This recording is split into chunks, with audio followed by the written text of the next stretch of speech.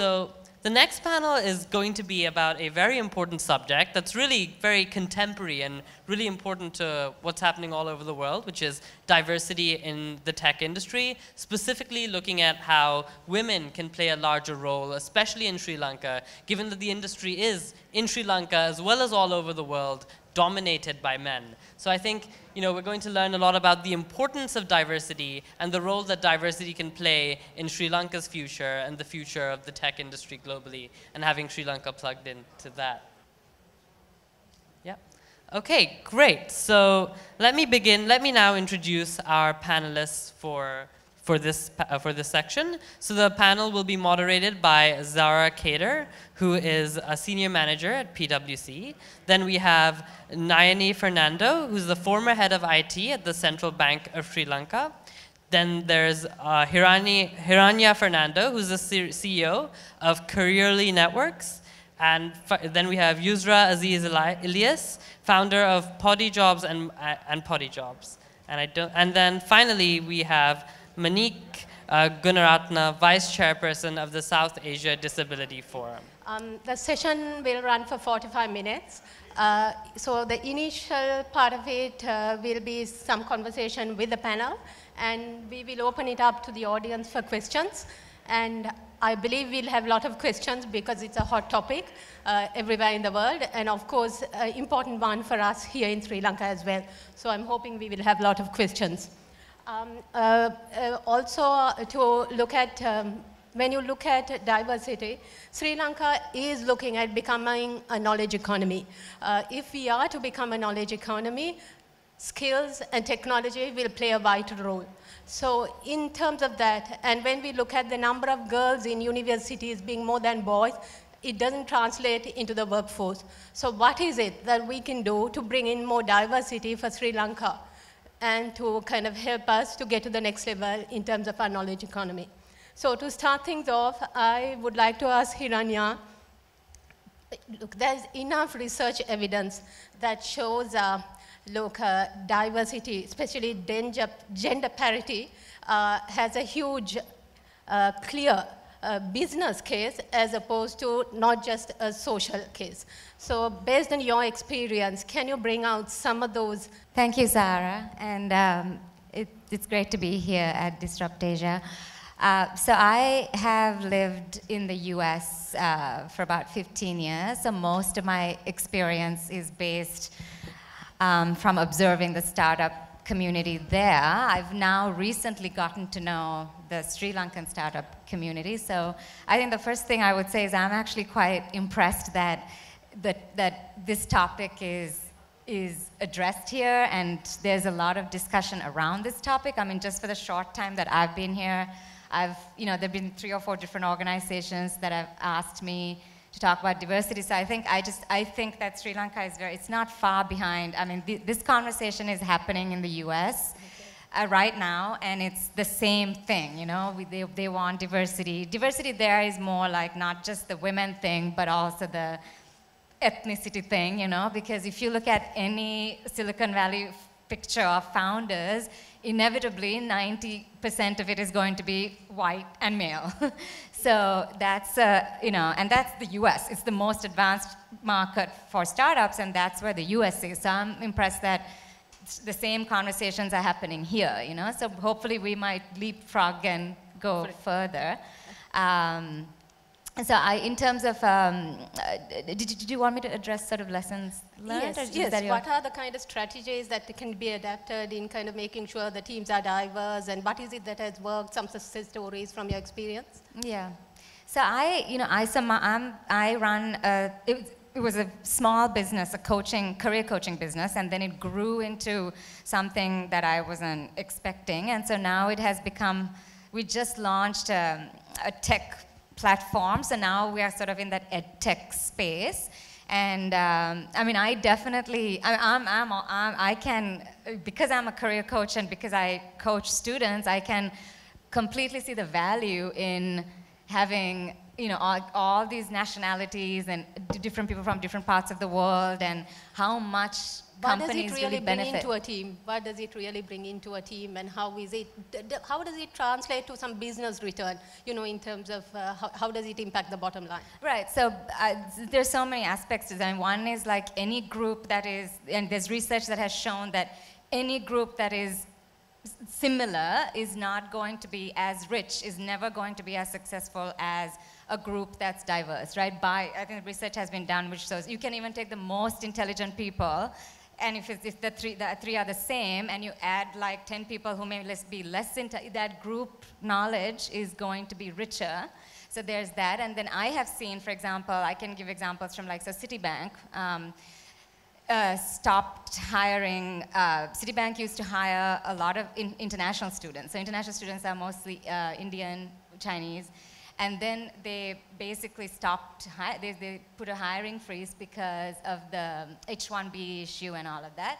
So then now 2 years later, they're suffering. 2 years later, the talent pool is much lower quality, and so now they're wondering what to do. And that's a very, very like perfect example of what happens if you don't hire in global talent. I mean, 2 years later, they are complaining about bad quality and all of that, because they're not tapping into, I mean, if they want to be a global bank, then they have to have that kind of global perspective and everything that everybody brings to the table.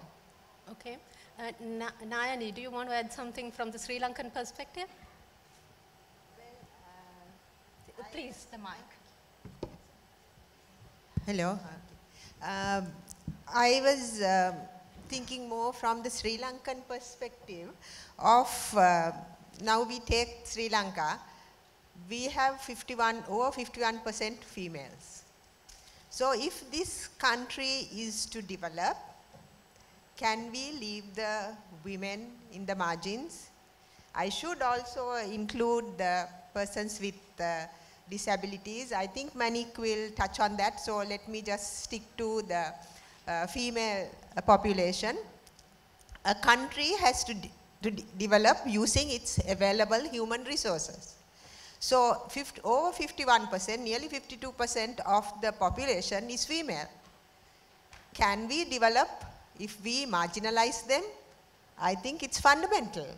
So we have to create a space where every industry can make use of the available talent. So if you take our population, we are living on the money earned by women. But that's the Middle East worker, the tea plucker, and the garment industry worker. But if you look at our talent pool, lots of women who are unemployed. What do you mean by unemployed?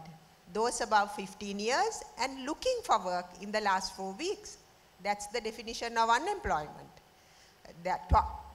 Over 7% of females who are looking for work are not employed. But for men, it's only 4%. So we have to see that, there is a necessity to supplement the income at the household level if the country is to develop. So to do this, we just need the women in the workforce. So what's preventing them? We have to deal with the roadblocks. This can be tackled by men and women together. So, I was looking at some statistics, and I noticed that the computer literacy rate among women is, by using the definition that is used here, is the same as for men. It's almost the same.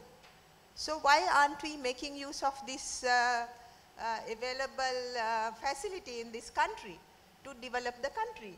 So there is no way that I see that Sri Lanka can forge ahead if it leaves out the women and the people with disabilities, because outside Colombo, our disabled people don't have much facilities.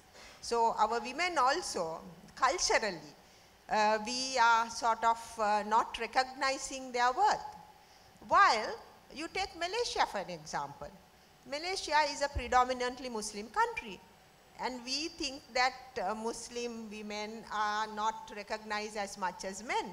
But Malaysia, the women are doing better than the women in Sri Lanka. In Vietnam, which is forging ahead, the women are doing better than in Sri Lanka. So I think this is key. So in any startup, I think we have to stress on to harness this workforce.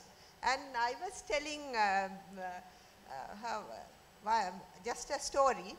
You know, in 1977, when I was in Japan and we were visiting a computer laboratory for doing QA, quality assurance on integrated circuits.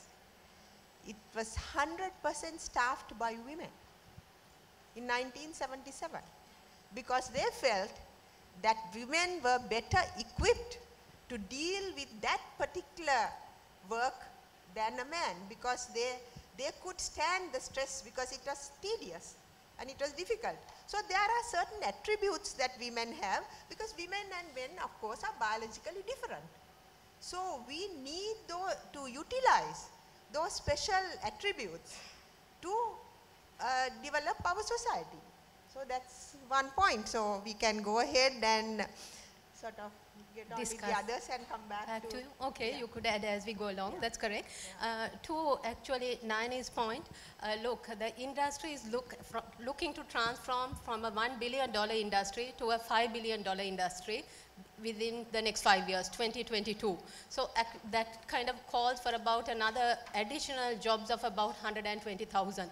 So this will certainly require different skills, and also we'll have to look beyond the current talent pool that we are trying to currently harnessing. So we will certainly have to look beyond in terms of diversity and including persons with disabilities. Look, and it is the ideal point for startups because look, it is all about kind of coming up with a culture, incorporating from the beginning. If it is in your DNA, probably it's going to be something that transforms. So this is something for the startups to think about. You know, how would you like to kind of get your work pool together, you know, and making it diverse. To kind of proceed, just one other key things, Yusra, when we look at the industry, and probably you can speak to this with your experience quite a bit, has been the question of retaining women in the workforce, especially mid-career. Look, there are lots of reasons cited for it, but we can't ignore the fact that biologically women are different to men. And look, the way women take their career path or the path in life is different. So to that point, Yusra, just to ask you, okay, what would be the ideal work as well as, you know, the systems that should be in place for women to continue working in the workforce? Yeah, for those who don't know, before I've become a momtrepreneur, as I'm being called, I was working in the IT industry as a business consultant.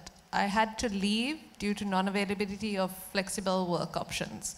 And this annoyed me because the Sri Lankan IT industry globally, are remote workers to the rest of the world. And it annoyed me as to why they couldn't hire remote workers who are currently even in Colombo or even, you know, in Kandy or Jaffna as remote workers to what they were doing. Of course, coming in 2 days or 3 days a week full-time is not flexible work options, right?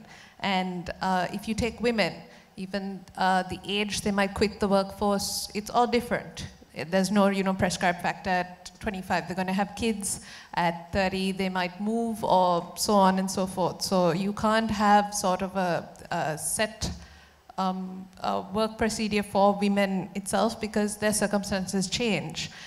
They might be even 50 and become a single mom and have to go back to work. So the IT industry, I think, has to look at flexible work options, which is a must. Especially in this day and age where you can track from timing that, you know, you've logged on your screen and stuff, to even just, you know, documents and stuff can be done remotely. And you can go with flexible work options, but you also need to look at hiring outstation.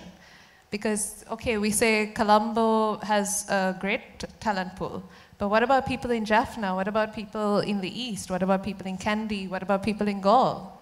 They are equally as talented as well. So when you don't reach around the country, you are losing out on a lot of talent.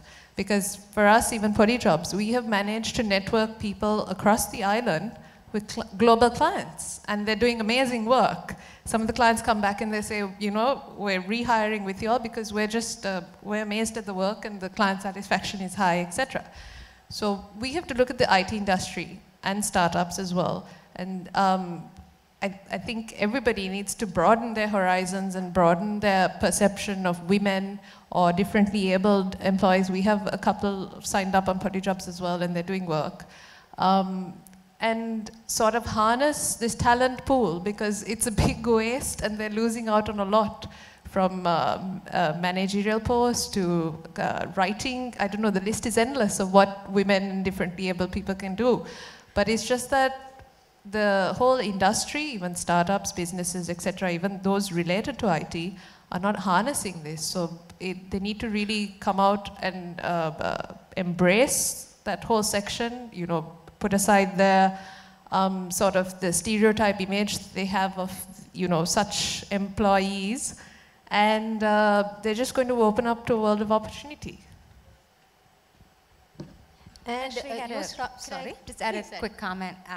So I would, it's exactly right, the whole, the virtual thing is a big deal, and I would say, even if you don't want to think about it from the perspective of like the ethical women thing, think about it as you want to be able to capture the best talent, right? And you want to have as big a talent pool as possible. So you could think about it, like for me, it's always, I mean, as running a business, it's the pragmatic thing of I need the best talent at the best price that I can get. Correct, yeah. So, I mean, I can give you exactly what you were talking about. A perfect example was that until this new platform we created, it was a small business where I was dependent. I had to find part-time coaches who were in DC and who could go to campus.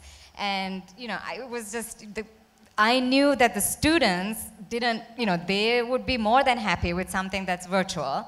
So, whereas the universities were not really understanding that. So anyway, we went ahead and created this platform, and it was phenomenal, the amount of talent we were able to get. I mean, men, women, whatever. Like, I was just so shocked at, I had hoped that we were going to scale up from 4 coaches to 10 coaches or whatever. Like that, all I wanted was not to have this constant capacity issue. And then when we posted this thing, and it's virtual, right? Anybody, anywhere can, the idea was anyone, anywhere with a job that students want can coach the students. So they have their jobs, but in their free time they can coach, and we pay.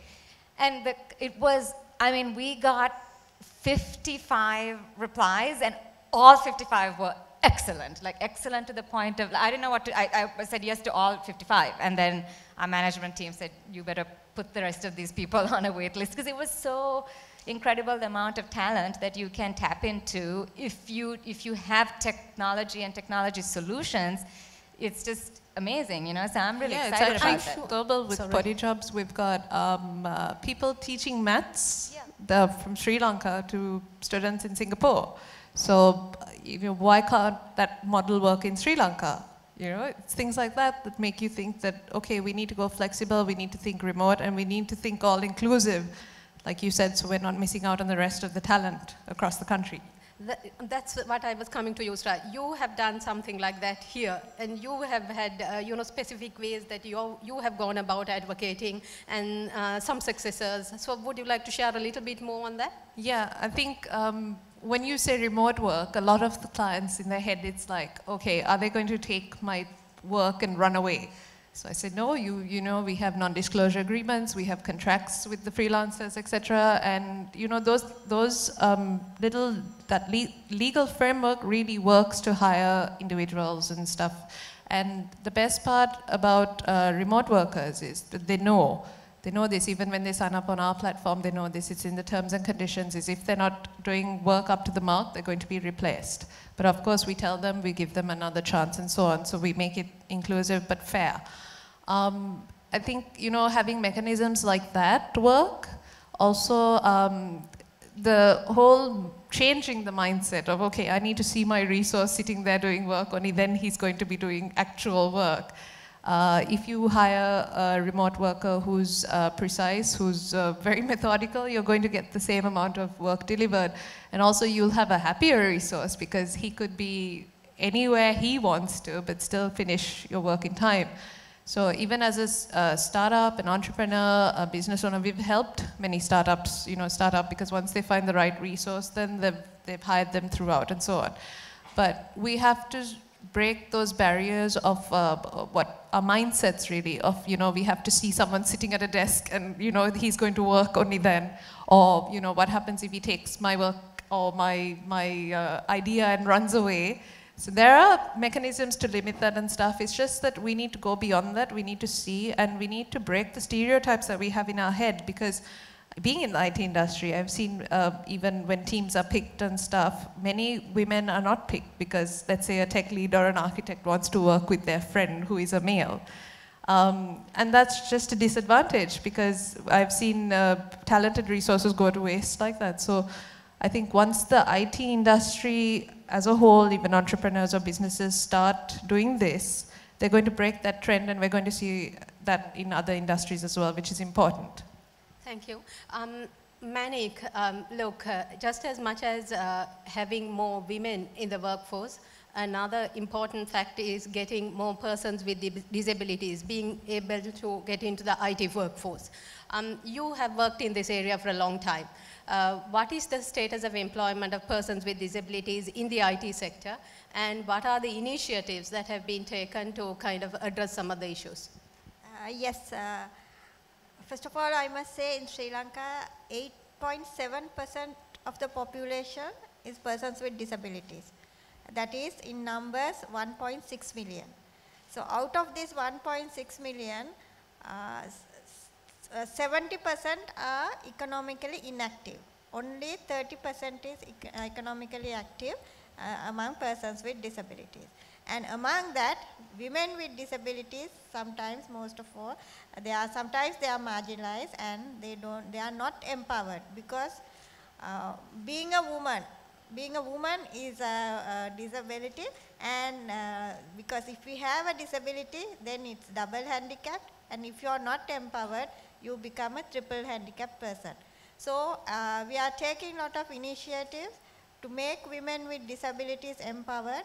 Especially, I'm working at the Employers Federation of Ceylon. We initiated the Employers Network on Disability to develop employability skills of persons with disabilities with the provision of productive employment through social harmony to be gainfully employed.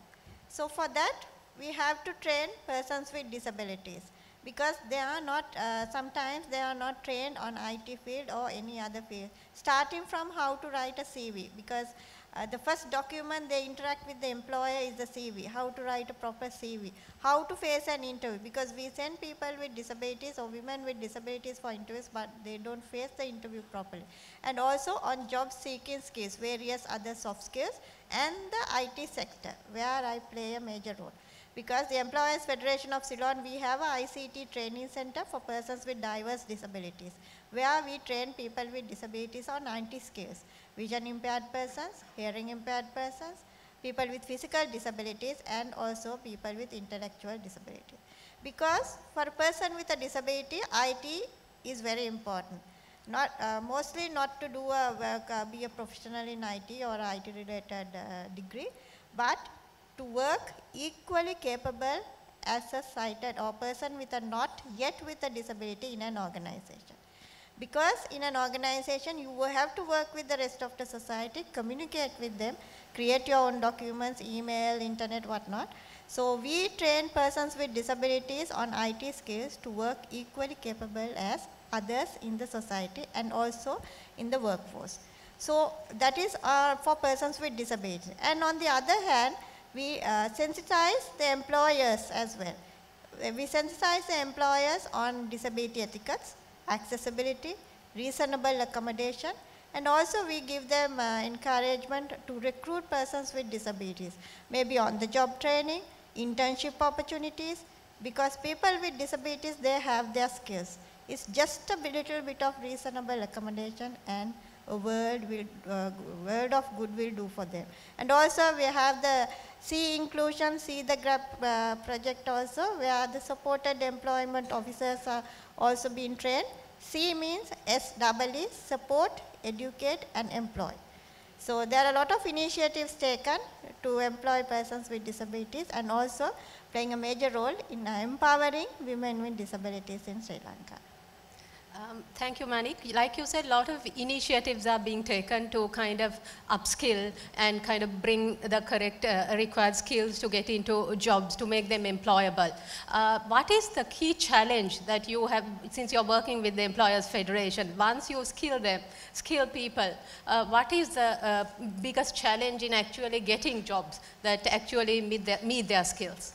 Yes, one from the employer side, because employers sometimes they think that it's a burden for them to recruit persons with disabilities. We sensitize the employers, there's no additional cost. For example, when the Employers Federation of Ceylon recruited me, it was no additional cost for them because they just provided the same computer that they provide for other employees. A screen reading software is installed, so I was able to work on it. Just a little bit, change of mindset is very important. First, when I went for the interview, the Director General asked me, Manique, if I give you something to write, how are you going to do it? Because that's the mindset, he said. I gave a simple answer and said, sir, just give me a chance, I will do it and show you.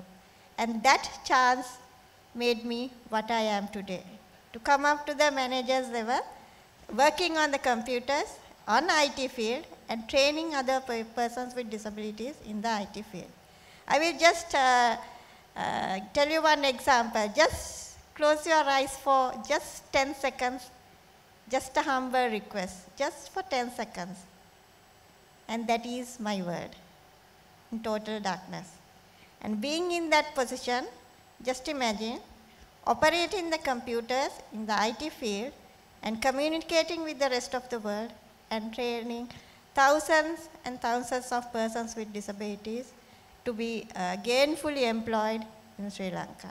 So those are the challenges we have. And on the other hand, persons with disabilities, especially in the rural areas, we are trying it difficult because facilities are not available. So we are going to rural areas as well. Because we have this, through the Internet Society, we are doing this Beyond the Reach project. We have this mobile lab concept where we take all the laptops to the village and we train persons with disabilities on how to serve the internet and how to gather information they want. So also in the ICT, our ICT training center at the Employers Federation of Ceylon, we have online training so that from rural areas they can get connected to the training center and learn IT. So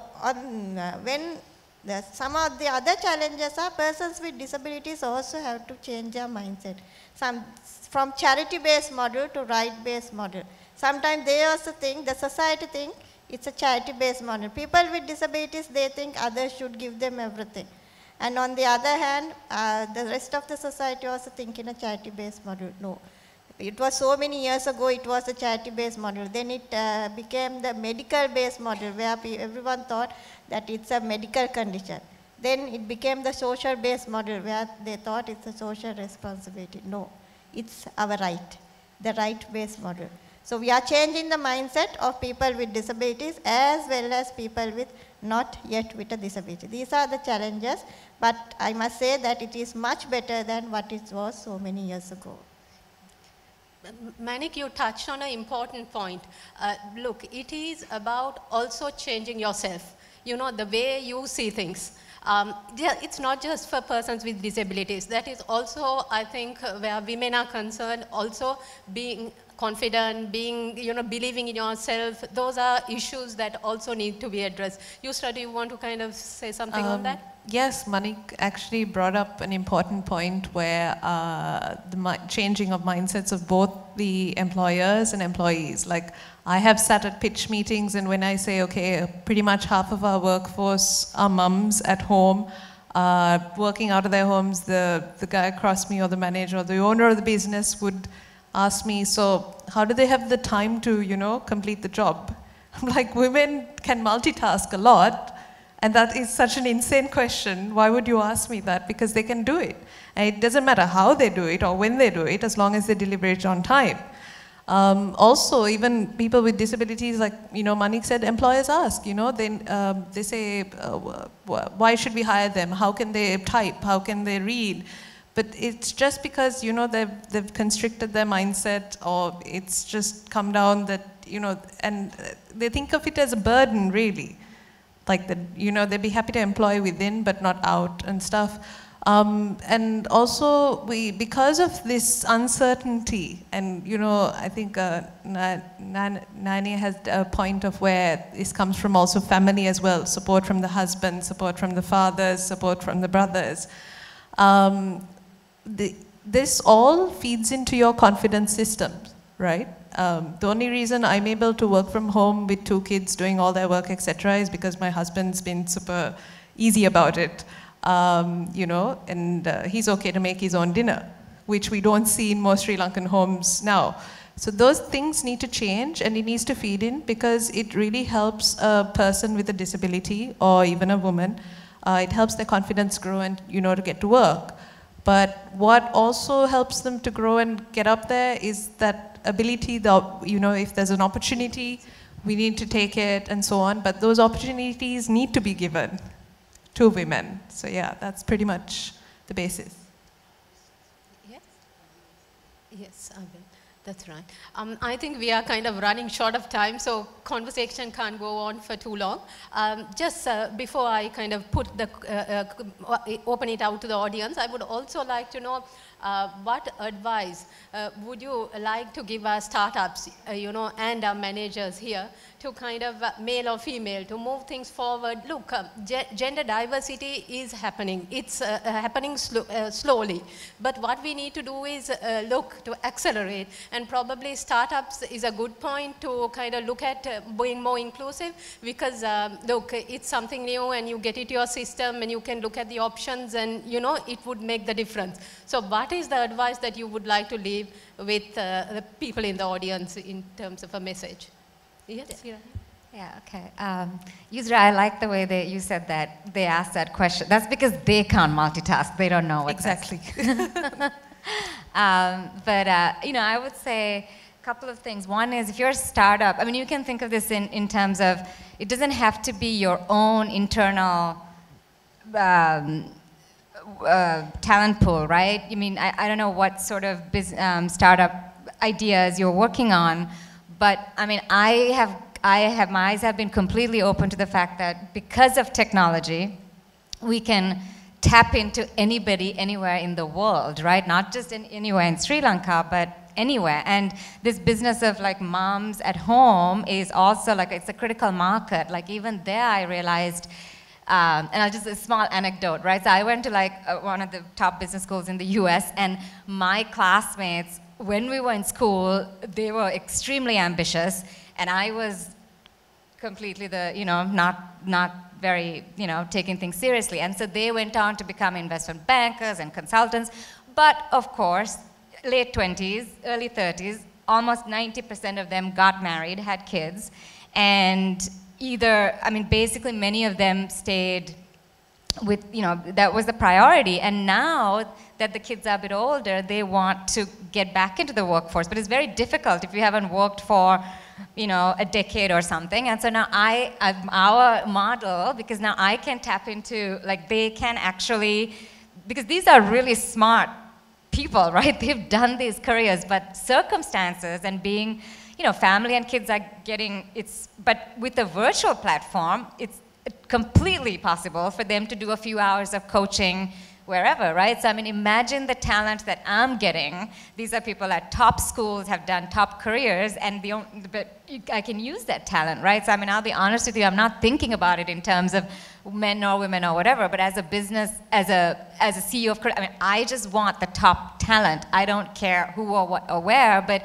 I think people forget that the fact that we have the technology now, it's incredible what you can, you know, what you can do with it. So I would say to startups, I think the biggest thing here is think in terms of, I mean, I do think the issue of women as the issue of, you know, it was a very humbling experience, you know, closing your eyes. And these are, if you're ethical, you will understand how important it is. But, you know, sometimes people don't think that way. They think from the perspective of business and bottom line and profits, and that's okay. So then think of it as, this is a money. I mean, this will help you actually make money. It'll also help you raise money, because one thing I can tell you from the US is now diversity is a big, it's the thing, right?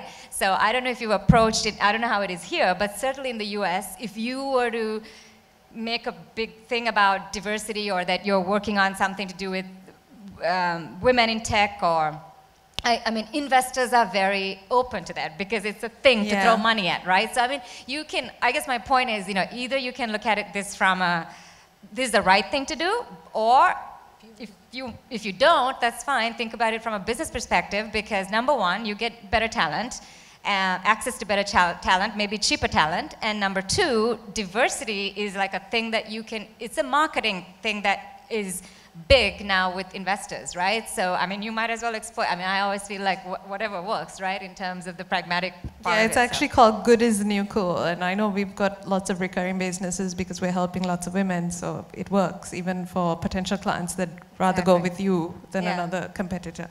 Yeah.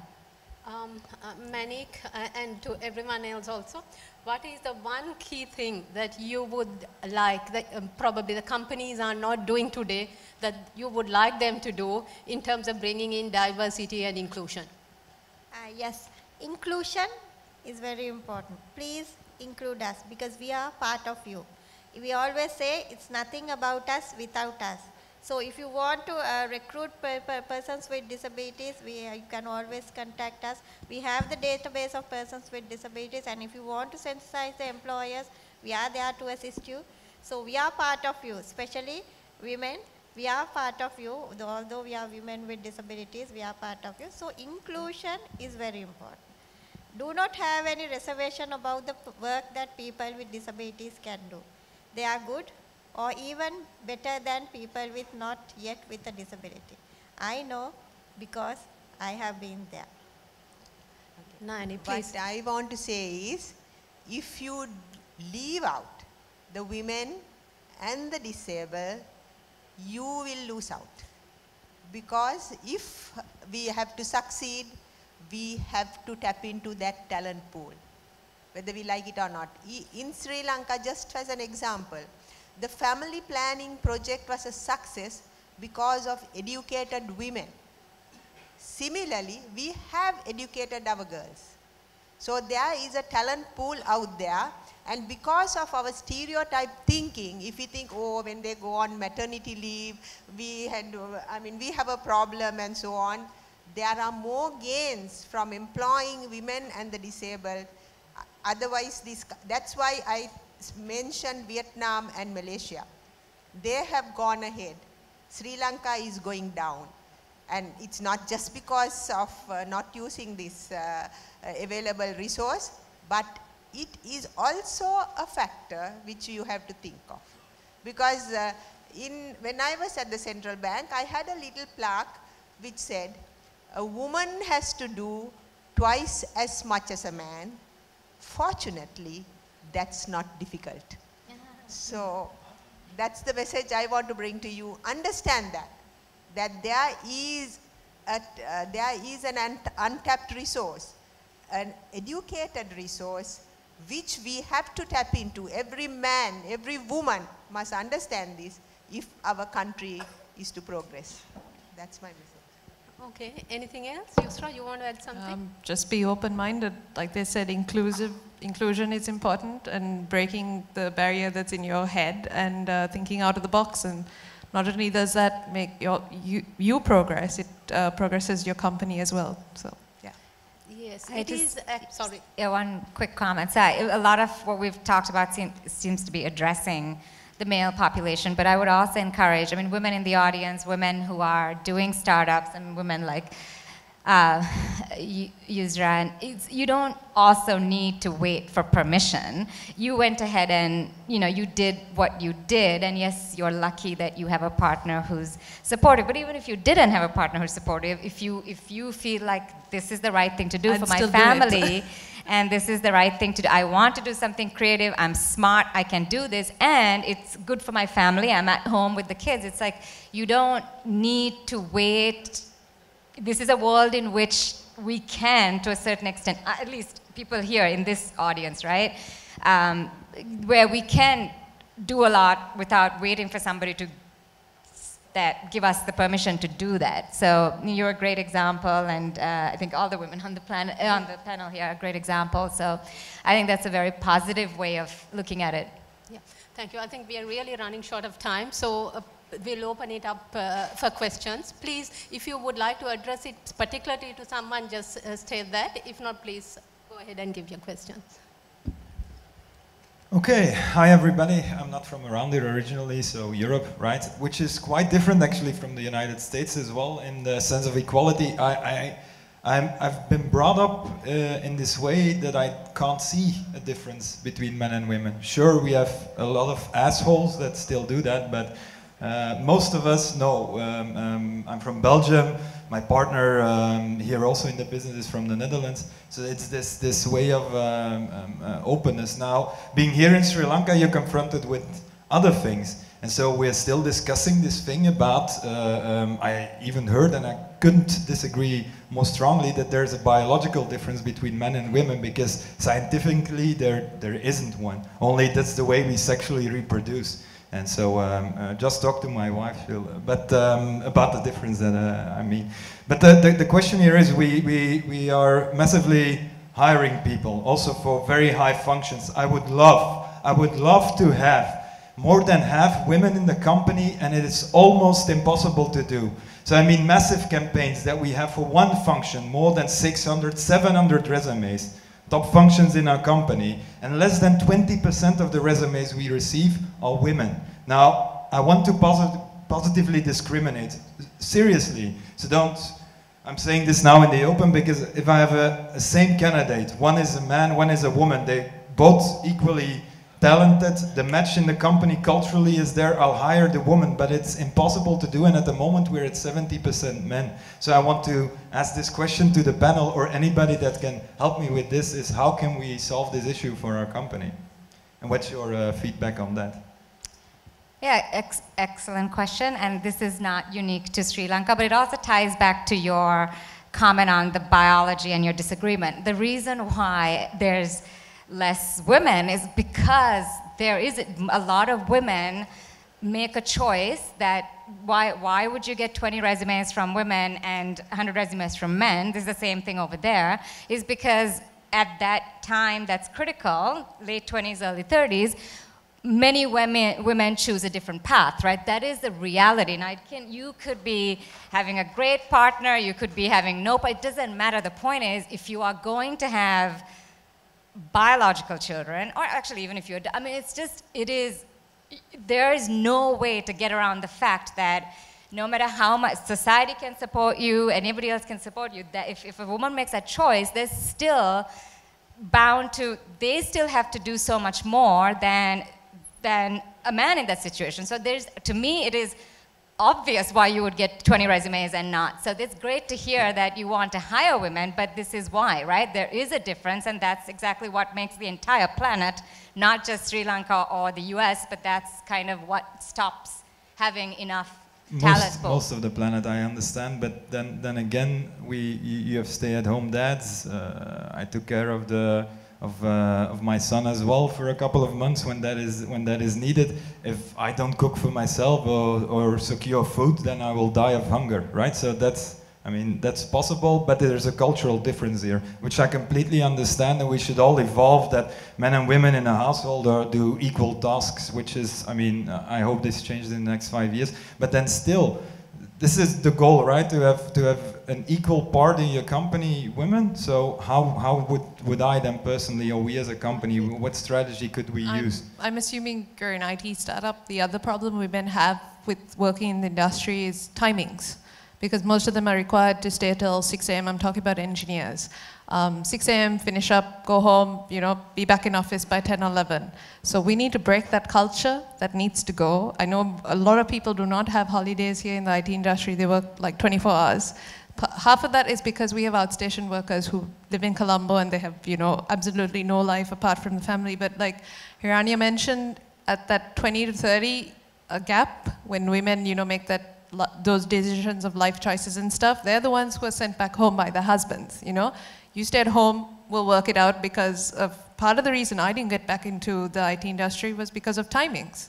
I couldn't do it. I can't raise a family and be at the office till 12 or 12 in the night or 1 a.m. So maybe if you explicitly state that and, you know, say that women can, you know, go on flexible, etc., then yeah, you might increase the number of resumes coming in.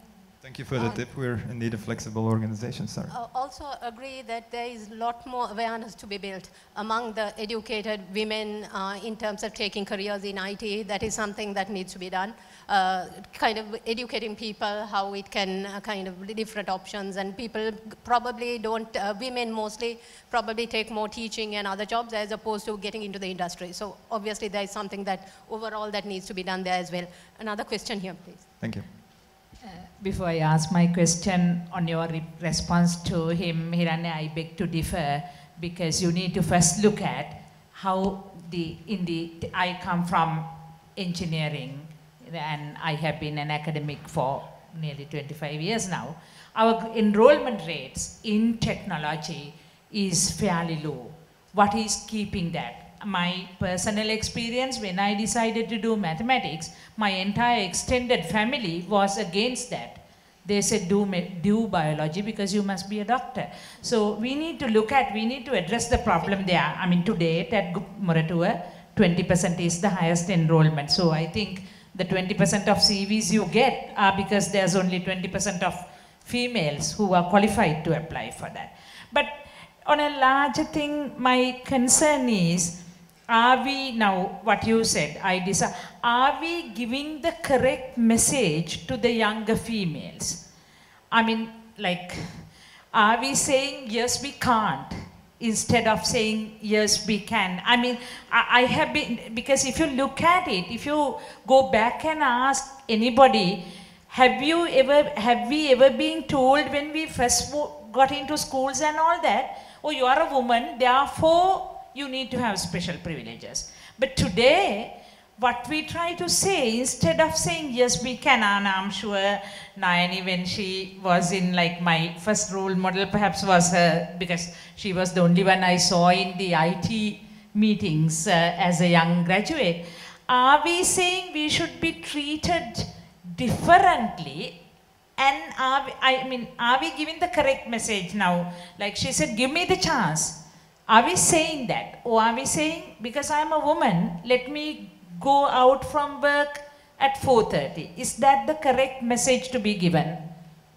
I think it's all about being flexible, because as a woman, you have other responsibilities that you need to balance. But now it's really funny, as the gentleman mentioned, Sri Lanka is changing. We have lots of stay-at-home dads, and most of them are looking towards flexible work because they have to pick up the kids from school, or, you know, these are the life choices. But I'm going to ask, since there are a lot of males here, how many of y'all have maybe introduced an app or a function or a feature to a sister, mother, or a woman? How many of y'all have done it recently? Is it only one hand? 1, 2, 3, 4? Yeah, see, that's the thing. You need to, you know, talk about technology to girls, inculcate that. Maybe that's why the rates are low in universities and stuff. It's because that whole cultural mindset of women are not tech enough, they can't think logically, etc., needs to go out the window. But, you know, it's things like that where you talk about tech with maybe your sister or your cousin or your mom. Introduce them to, you know, what's available, but also the industry needs to accommodate the changes that a woman will go through their life cycle. So you can, it's not like some women can put in a 9 to 5 straight work day. Some males can't do it as well. So the whole industry needs to change. Even for people with disabilities, they're not hired just because of a simple mindset. Yeah, but there's enough of tools available, etc., for them to be in work. It's just that it doesn't exist here in Sri Lanka. I agree with Yusra that we need to have flexible working time and all that, but to your point also, I think maybe Nayeni, you can speak to something to that point. Yes, I will take. There are questions. I think we'll allow them to say. Okay. Okay. You and the two. Okay. I'm Randula, slightly spinning off to another spectrum, adding on to what you said. I moved into flexible working being in the development sector, and the amount it has changed in my quality of work and life is amazing. That being said, I think not only in tech, but in general, women in our culture and maybe across all the world, from the childhood, it's taught to be risk averse. I mean, boys are, you know, given advantage and encouraged to climb a tree and break a leg. We are supposed to be girls and be safe. So I think this is a problem overall that we need to address in our children, in our younger generation, to be taking risks to go out there, because I echo the thoughts of a very interesting TED talk that I came across, and there this woman says, if a boy gets a code wrong, they come and say there's something wrong with my code, but if a woman gets the code wrong, they come and say there's something wrong with me. So I think this is something we really need to address in our kids and in our next generations. Thank you. I'm not sure whether we have a lot of time. Anybody from the organizing committee, can we go on? Do we need to stop? Yeah? We can take one more question? Yeah? Okay. Not just, okay, it's not really a question, just a statement. And this is to company owners, people, men, male-oriented companies. Change is coming. I have to say that change is coming. The company I work for, Shyamal over there, he works the same company, and he will vouch that our divisional heads, our department heads are run by women. Hello, Yusra, it's been a while. I have personally used PodiJobs myself. I look for Compere. Excellent service. Dedicated, hard-working women. And I'll do it also, the lady over there who said that when a woman makes a mistake, it's the woman's fault. But when a man makes the mistake, it's something wrong with the code, is it? Yeah, that's bullshit. This mindset has to be held in, the problem we're talking about here, there is a balance, and we have to strike that balance, right? Because there's a danger that there is a good movement and an uprising, that you get privileges being put onto the women to say that, yeah, we're going to get this, and we're going to hold up this flag, and you're going to have to hire us because. And now that is a danger, right? Because now all of a sudden you have the scales start tipping. I'm not saying that you don't deserve it, right? I am all for diversity, equal opportunity, and all of that. But please don't take a standard up and say that, you know what, this person may not be as qualified for the job, but we're going to hire her anyway because we want to just portray diversity and stuff. It's always the best person for the job. Sorry, we need to stop if we can kind of keep it very short. Sure. All right. Understood. Now, just the point I'm trying to raise, right? So, in order to get to that, I think there's a lot of education that has to go on both sides of the scale, not just on one side. Yeah? Thank you. Can I just add just a couple of quick comments? This is exactly why, I mean, that was really interesting, the last comment, but also the discussion we were having here is also great. I mean, this is exactly why setting it up as a men versus women thing is not helpful, right? Because it immediately, because you have the risk of hiring candidates who are not qualified, you have the risk of not tapping into good candidates, and the reality, if you think about it from a business perspective, the reality is that global talent, diverse talent, hits your bottom line, right? So if you have, and I don't know, whatever your business model is, you should absolutely think of the top talent. It doesn't matter. Personally, to me, I don't like the whole, maybe because I also grew up in Europe, and it's just not an issue to me, and I don't like the whole, women-men thing. And so it's, I think it's important to just kind of think about it from a business perspective, and what is, you, as everybody has said here, right? You get to gain so much from women, other, minorities, groups, everything. And I think the gentleman who was asking what are strategies, I mean, I think the fact that now technology allows you to do this, right? So a big piece of this is that the virtual thing actually allows women not to have that horrible choice as before. You can have, you can raise your kids and all that and be at home and work, and people should tap into that. I mean, it's a smart thing to do, to tap into that. And, I say, I don't think anybody needs any permission. If you're a woman, go ahead. I mean, it allows you to do these things because we have the technology. So thank you. Thank you, Hiranya. And probably stay-at-home mom is not the solution for everybody like that was shown here. So all we are saying is, look, there's a huge talent pool that kind of gets off at a certain point. Retaining them, a probable option, a good option is actually to look at flexi time and remote working. Okay, thank you. Thanks for all the questions as well.